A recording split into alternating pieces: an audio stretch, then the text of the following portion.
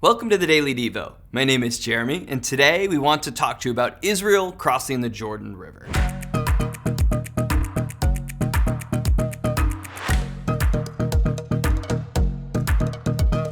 There's a common thing that happens in houses all across America that have teenagers every summer. It's when mom and dad are getting ready to leave the house to go to work, and they turn and they remind their kids to get their chores done before they get home. It usually ends up with your teen being really annoyed that you keep reminding them to do their chores. But guess what happens most of the time when you come home? That's it. The chores aren't done. Frustration sets in for everyone when someone doesn't do what they say they're going to do. I have great news for you. God will always accomplish what He says He will do.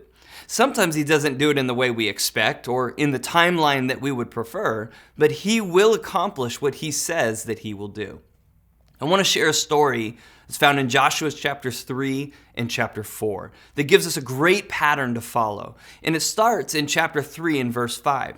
Joshua tells the people, "Consecrate yourself, for tomorrow the Lord will do amazing things among you." When he says consecrate yourselves, what Joshua means is dedicate yourself anew to the Lord.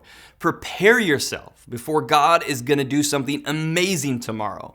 The Lord doesn't share what He's going to do with Joshua until later in the chapter, in chapter 3. But Joshua firmly believed that God would accomplish what He had already promised. He put his faith and his trust in God.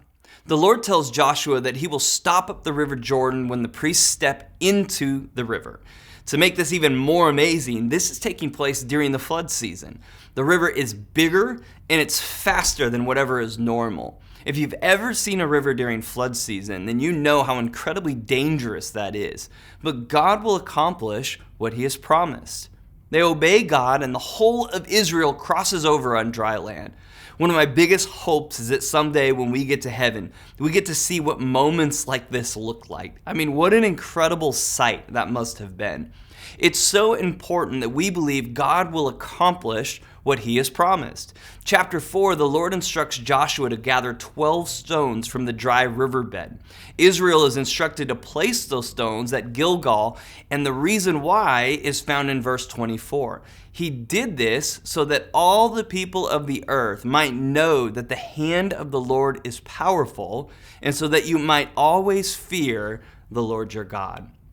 Don't forget the things that God has accomplished. When we remember it, it causes us to be grateful and to be in awe of who God is. Today, think back about when God has come through for you and when He's accomplished what He has promised. Take some time and thank Him for it. Thanks for joining us today on the Daily Devo.